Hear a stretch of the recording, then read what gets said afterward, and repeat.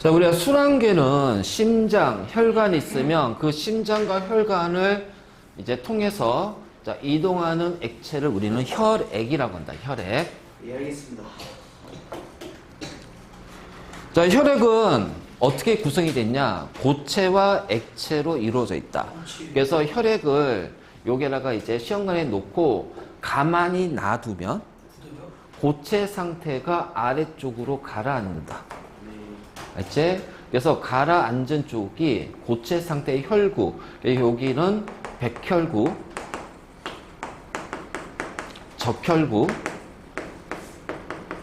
혈소판.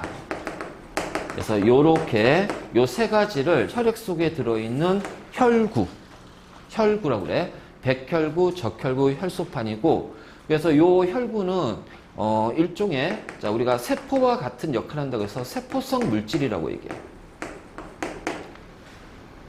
자, 혈액이 붉게 되는 이유는 뭐 때문에 붉은색이야? 세포성 물질 때문이죠. 적혈구 때문에. 적혈구가 붉은색을 띠고 있거든. 정확히 말하면 적혈구를 구성하고 있는 그 안에 헤모글로빈이 붉은색을 띠고 있단 말이야. 헤모글로빈에 철 이온이 있고 그 철 이온에 의해서 붉은색. 그래서 혈액의 붉은색은 무조건 적혈구다.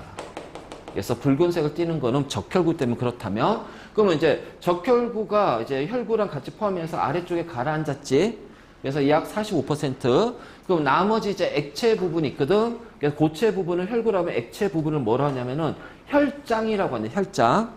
그래서 요게 약간의 노란색의 자, 용액처럼 보인다라는 거예요. 노란색의 용액처럼. 그래서 붉은색의 덩어리, 고체가 아래쪽에 가라앉고 위쪽에 노란색의 용액이 있는데 액체 상태를 혈장, 자, 고체를 혈구. 그래서 혈장이 55%, 혈구가 45%. 그러면 이 혈장 안에는 뭐가 있냐면 요 혈장 안에는 물, 당연히 물이 있어야 되겠지? 물만 있는 게 아니야. 자, 여기에는 여러 가지 호르몬이라든가 항체라든가, 알지? 그 다음에 아주 작은 단백질의 형태, 아주 작은 크기의 단백질의 형태. 그래서 우리 몸에 필요한, 그 다음에 여기에 여러 가지 양이온과 음이온, 이온들이 혈장에 녹아 있습니다. 그래서 이 혈장을 다시 이제 뭐 강하게 돌려, 회전시켜. 그러면 이제 나 밖으로 빠져나가는 원심 때문에 무거운 것들이 이제 어떻게 돼? 가라앉겠지 또. 그러면 무거운 요 혈장 안에도 이제 이렇게 항체라든가 호르몬, 작은 단백질 이온 중에서 자, 이런 작은 단백질이나 호르몬 같은 경우는 약간 그래도 녹은 것 중에 무거운 거라 힘을 가하면 돌려버리면은 바닥에 가라앉아. 그러면은 요 항체 같은 경우는 그나마 크기가 작기 때문에 물에 녹은 상태이기 때문에 가라앉진 않아. 그럼 물과 항체를 따로 부벼서 우리는 뭐라 하냐? 혈청이라고 해요, 혈청. 그래서 혈청에는 여러 가지 질병을 치료할 수 있는 항체들이 들어가 있는 거야. 바로 요렇게. 자, 근데 보통 이제 여기서 혈청까지 다루지 않고 우리는 혈장과 혈구 이렇게 구분할 거야. 그러면 혈액이 붉은색을 띠는 이유는 바로 혈구 중에 뭐가? 적혈구. 그럼 적혈구의 역할은 뭐지? 산소 운반. 산소 운반. 백혈구는 병균 제거. 식균 작용. 그래서 외부로 들어오는 병원체를 제거하는 거. 혈소판은 혈액 응고. 우리가 상처가 났을 때 혈액이 밖으로 빠져나갈 거 아니야. 그치? 그래서 그 혈액이 밖으로 빠져나간 걸 막기 위해서 상처나 이제 혈관, 상처나 혈관 주위에 혈소판이 작용해서 혈액의 덩어리를 만들어. 그래서 더 이상 혈액이 밖으로 빠져나가지 않게끔 해주는 거지. 자, 그럼 이제 각각에 대해서 보면 혈장. 자, 혈장은 옅은 노란색의 액체입니다. 왜 노란색이 붉은색이 아니라 적혈구가 없기 때문에, 자, 알겠지? 적혈구가 없기 때문에 옅은 노란색을 띈다. 자, 다음. 혈과 혈구. 적혈구, 백혈구, 혈소판으로. 자, 얘네들은 어디서 만들어지냐면 우리 척추 있지, 척추. 척추가 여기 목을 보면은 여기 뇌가 있잖아. 뇌 끝에 자 여기 목에서부터 여기 접히는 여기서부터 척추가 시작이야. 여기가요? 그럼 이 척추라는 뼈는 그 안에 척수라는 신경이 있어. 뇌와 척수는 굉장히 중요한 거야. 그래서 그 척수 신경을 보호하기 위해서 자, 척추라는 뼈로 둘러싸이는데 이 척추하고 척추 신경 안에 채워진 곳에 골수라는 작은 기관이 있어. 그래서 요 골수 또는 우리가 골수세포라고 그래. 자, 이 골수세포가 바로 뭐냐면은 혈구를 생산하는 곳이야. 혈구를 만들어. 그런 거 들어봤어? 골수이식?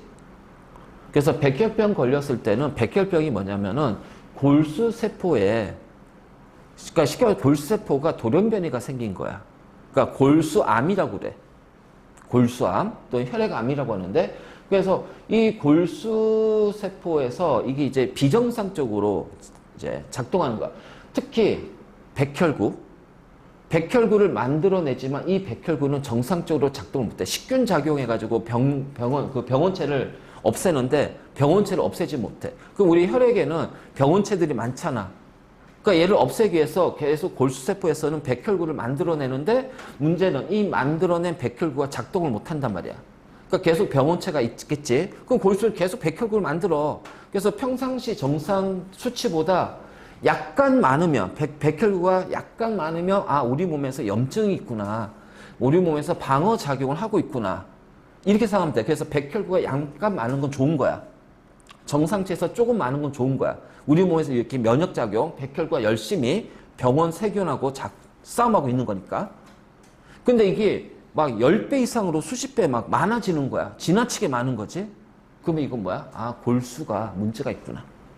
이게 바로 백혈병이야. 그래서 백혈구가 되게 많은데도 불구하고 이 백혈병에 걸리면 이 백혈구가 정상 작용을 못하니까 외부에서 들어오는 세균, 병원체에 굉장히 약해진단 말이야. 그래서 작은 감기에도 크게 아프고 막 이렇게 돼. 면역력이 크게 떨어지는 경우야. 그래서 이러한 골수에서 바로 적혈구, 백혈구, 혈소판 같은 혈구를 만드는다. 알겠지? 그러니까 이 골수라는 건 굉장히 중요한 거예요. 골수. 그래서 우리가 이제 골수를 기증할 때 척추에다가 큰 바늘을 꽂아가지고 골수에서 골수액을 채취해야 돼. 그래서 이 골수 기증은 되게 힘들어. 이거 병원에 한 하루 이틀 정도 입원해야 돼. 입원해서 몸 상태 컨디션 만들고 골수 채취하는 그 과정 자체로 척추에다가 주사바를 꽂는 거니까. 그래서 거기에서 이제 상처가 날 거 아니야. 그러니까 거기서 아무는데 또 회복하는 또 시간이 필요하다는 거지. 그만큼 골수라는 거는 우리 몸에서 굉장히 중요한 부분이다. 알겠지? 바로. 그래서 골수에서 만드는 건데, 자, 일단, 자, 백혈구부터 봅시다. 자, 백혈구. 자, 백혈구는 모양이 일정하지 않아. 그럼 이 얘기는 뭐냐면은, 적혈구는 이렇게 원반 형태로, 가운데 움푹 들어간 원반 형태로 일정한 모양을 갖지만, 자, 백혈구는 모양이 일정하지 않다. 알겠지? 그러니까 모양이 들쑥날쑥, 자, 요렇게 생긴 것도 있고, 요렇게 생긴 것도 있고, 다양한 형태로 존재합니다. 알겠지? 자, 그리고 나서 얘는 특징이 뭐냐면은, 핵이 있다, 핵. 이거 진짜로 중요해. 핵이 있다, 핵. 그러니까 우리가 혈구를 세포성 물질이라고 했을 때, 세포성 물질이니까, 다 핵이 있겠구나라고 생각하지만 그게 아니라, 백혈구만 핵이 있는 거야. 그렇지? 백혈구만 핵이 있고. 자, 그 다음에, 혈구 중에서는 크기가 가장 커. 그래서 얘네들은 왔잖아. 막 잡아먹어야 돼. 그래서 유튜브라든가 네이버에 검색해서 백혈구의 식균작용 쳐보면 영상 떠오를 거야. 그러면 이렇게 이제 항원이 막 이렇게 뺑가면은 요게 큰 덩어리 얘네들 막 돌아다니고 막 하면서 얘를 이렇게 둘러싸가지고 잡아먹는 거야. 이걸 우리가 이제 뭐라 하냐면은 자, 식균작용이라고 그래. 식균작용. 그래서 병원체를 제거하는 역할을 한다. 우리 몸의 면역작용과 이제 하는 거지. 그러니까 이런 거지. 요렇게 이제 세균이 왔어. 그 백혈구가 요렇게 와서 얘가 와. 그럼 백혈구 얘를 어떻게 하냐면은 다가와서 이렇게 둘러싸 버려요. 늘어나요. 백혈구 자체가. 쭉 늘어나요. 그래서 이렇게 둘러싼 다음에 자, 얘네들을 흡수를 해버려요. 흡수하면서 요 안에서 이 세균을 녹이는 물질, 분해하는 효소를 분비해서 없애는 거야. 마치 잡아먹는 것처럼. 그래서 우리가 식균 작용이라고 그래. 자, 백혈과, 그 백혈구는 모양이 일정하지 않고, 자, 백혈구는 종류가 굉장히 많아요. 종류가 굉장히 많아요. 하지만 백혈구는 우리 몸에서 병원체가 올 때만 작용하는 거야. 그러니까 병원체가 없을 때는 이게 많으면 어떻게 돼? 잘못하면은 정상적인 우리 몸의 세포까지도 공격할 수가 있어. 알지? 이거를 우리가 이제 뭐냐면 자가 면역이라고 그래. 자가 면역 이상이야. 그러니까 우리 몸의 세포를 외부에서 그러니까 침입한 세포로 생각하고 우리 몸의 세포를 공격하는 거야. 그러니까 그런 일이 발생하기 때문에 바로 이제 그래서 평상시에는 수가 가장 적어야 돼요. 평상시에는 수가 가장 적고 세균이 들어왔을 때 그 골수세포에서 얘네들을 확 만들어서 공격을 한단 말이야.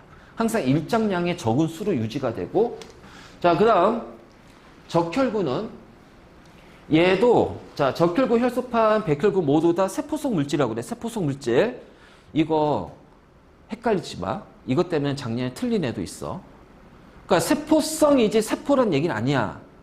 알지? 세포성 물질이지 세포란 얘기는 아니야. 그래서 백혈구만 핵이 있고, 자, 혈소판하고 적혈구는 핵이 없다. 원반 형태의 오목한, 가운데 오목한, 우리 방석 같은 거, 둥근 방석 생각하면 돼. 자, 핵이 없습니다. 알겠지? 그리고, 자, 붉은색인 헤모글로빈이 있기 때문에, 자, 적혈구 자체가, 자, 붉은색을 띈다. 그럼 얘는 무슨 역할을 하냐? 바로 산소를 운반하는 역할을 한다. 산소를 운반하는 역할을 한다. 알겠지?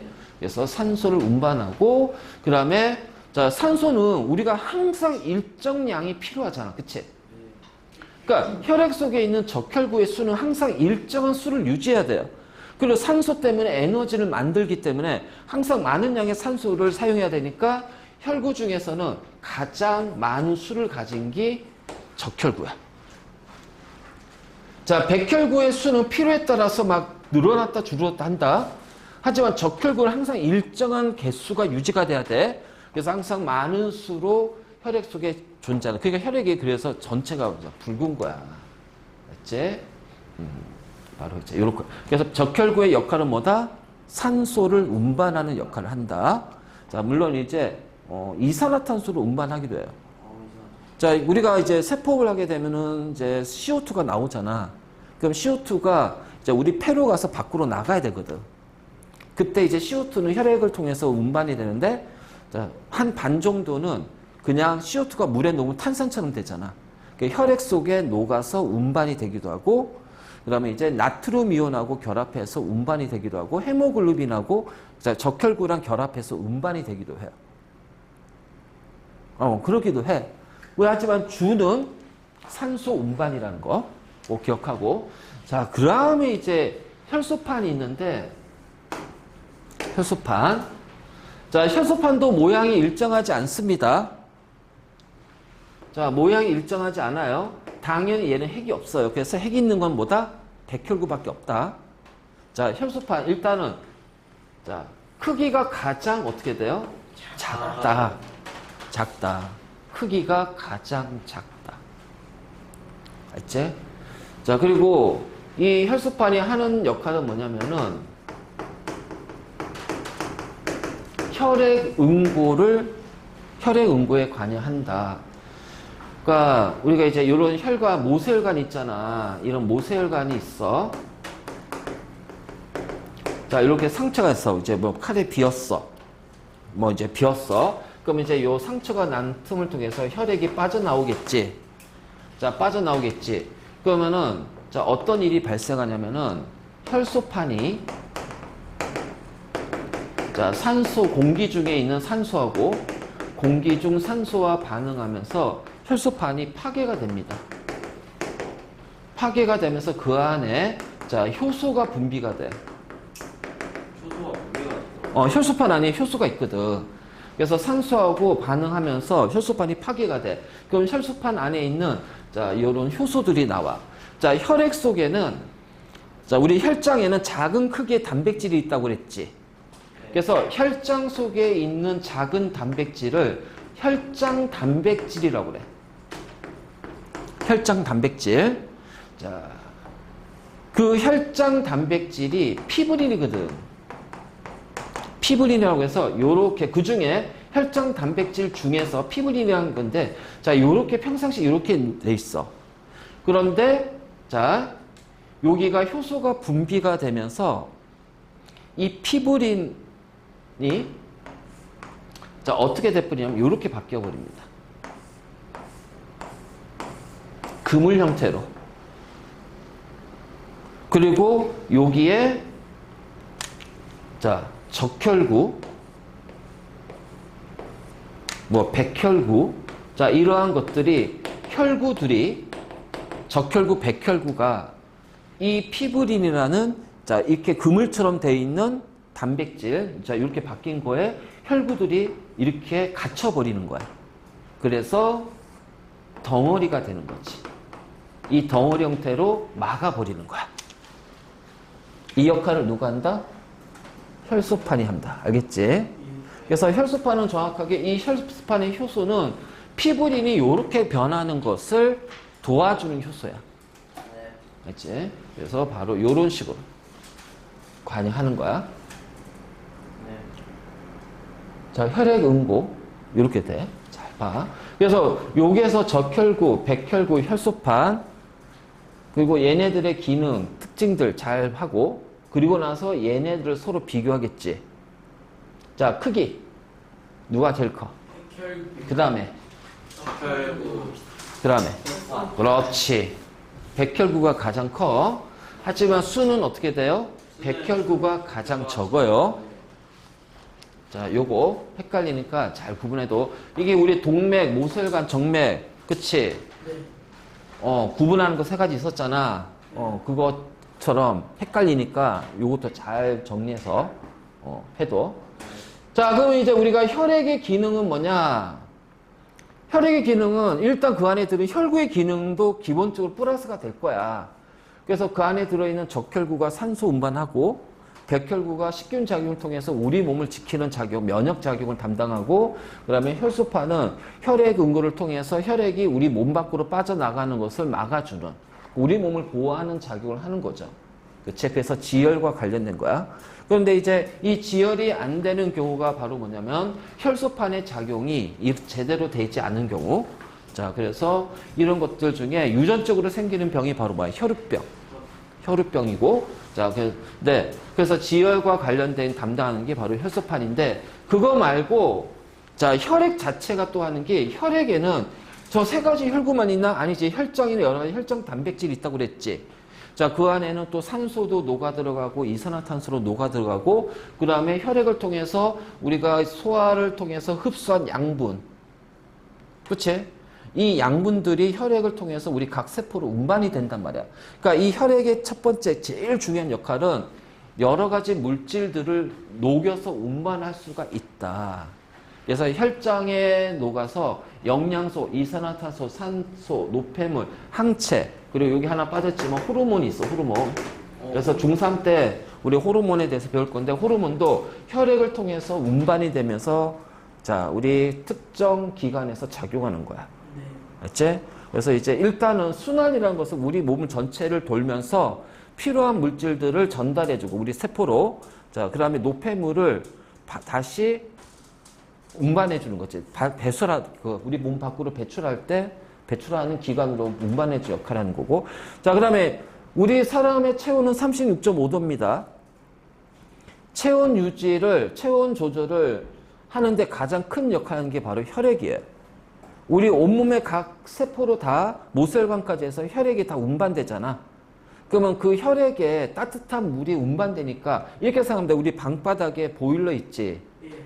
우리 보일러 따뜻한 물이 방바닥을 돌아다니면서 따뜻하게 하잖아. 그와 같은 역할을 하는 것이 바로 혈액이다.